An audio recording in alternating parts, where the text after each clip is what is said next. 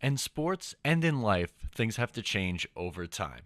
And in Major League Baseball, something has to change. The National League has to adopt the DH. Find out why next. Hi, I'm Matt O'Leary back with another video. Before we get started on today's topic, I just wanted to mention that you can follow along with me on social media at Matt O'Leary NY on Facebook, Twitter, and Instagram. So, today's topic is a little controversial to say the least. If you're over the age of 40 years old, either have had a dinosaur for a pet or you just don't like change, you're probably not going to like my take on this one. I 100% think that it's time for the National League to adopt the DH for a multitude of reasons, really.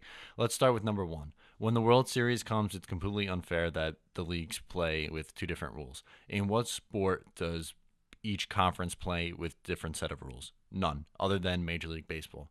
Another thing with Major League Baseball, which is a story for another day, but the dimensions in each park is different. It's the only sport where the playing field is different by each of the home teams. Again, ridiculous story for another day, but let's focus on the DH for right now. I know the baseball purists are going to say, well, that's the game. That's how the game was meant to be played. You're supposed to field your position, and then you're supposed to hit. Well, in 2018, at every single other level, except for the National League, in one conference at the highest level, is there a DH. Nowadays, kids are growing up and are brought up pitchers as POs or pitchers only. They don't hit. In high school ball, how many kids, and in college too, how many guys are just pitchers only? And then they got to relearn to hit. And they probably haven't hit since they were like, I don't know, 12 years old playing in the Little League World Series, knocking bombs when they were probably 13 years old playing as a 12-year-old. But nonetheless, it's time for a change in baseball. It really is. And I hate the argument that always comes where, oh, I want to see guys like Madison Bumgarner hit or Bartolo Colon. Well, Bartolo Colon, yes, is entertaining because he's so bad, but I like to watch a good quality product for baseball.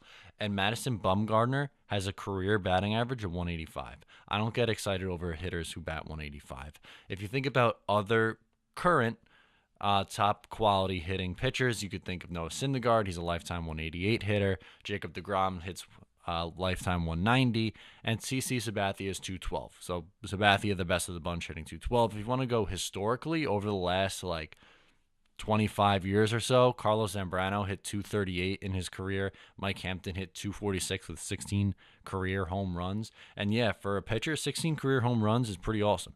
In 1 year in Colorado, he had 7 an entire season, which is insane for a pitcher, but that's just the thing.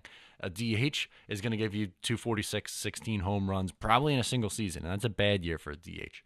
Another thing that the hitter does is it allows you to rest guys and give guys a half day off instead of a full day off. So, for example, let's use the Yankees and Gary Sanchez. He isn't the best defensively, but he's a good hitter, and most times, if you match him up against your opposing team's catcher, he's going to give you an advantage at that position. So it makes sense to play him a majority of the time. But if he does need a rest and you want to keep his bat in the lineup, you can have him play as a DH. So instead, catchers who usually play, 130, 140 games, it's rare you see him play upwards of 155 games. But if you want to get his bat in the order as many times as possible, you can now use the DH position to do that. So instead of having the manager, because the argument always is the DH takes strategy out of the game. It does to an extent, but you could use strategy in a different area. The manager has to get creative. So you could either do like what the Red Sox did when David Ortiz was their DH and you have a generic DH every single day in the lineup, or you can have the DH be a position where you can rotate it and give guys rest when need be. I, for one, don't like watching guys hit under 200. All right, most pitchers look completely lost at the plate. And when you have to, or when they have to lay down sacrifice bunts, most of the times they look completely lost. And yes, I do think bunting has to be a part of the game. It drives me nuts when guys shift, like how Joey Gallo hasn't laid down a bunt yet against that shift is utterly ridiculous if you ask me. So I'm not saying take bunting out of the game completely, but pitchers, they're not meant to hit anymore. And if you look at using the Mets for the example, Jacob DeGrom got hurt swinging this year. I want to keep my guys as healthy as possible. Just a few years ago, Buster Posey got hurt blocking the plate. And what did Major League Baseball do? They changed the rules so that you couldn't barrel over catchers anymore. It's time for Major League Baseball to do the same thing, but with their pitchers, because everyone's trying to protect their pitchers. Like the Mets have the pitch count on them. But how about you just don't have them hit and run the bases anymore? Leave that to the position players. I, for one, would rather watch a professional hitter than a pitcher try and attempt to hit. I know we're never going to see Bartolo Colon hit a home run again like he did in 2016 if we implement this, but I think the pros far outweigh the cons in this case. And let's be real. It's been in the game, the DH that is, in the American League for like 40 years now. You might as well just make it uniform. It makes more sense to have everything the same than half the league play one by one set of rules and half by the other.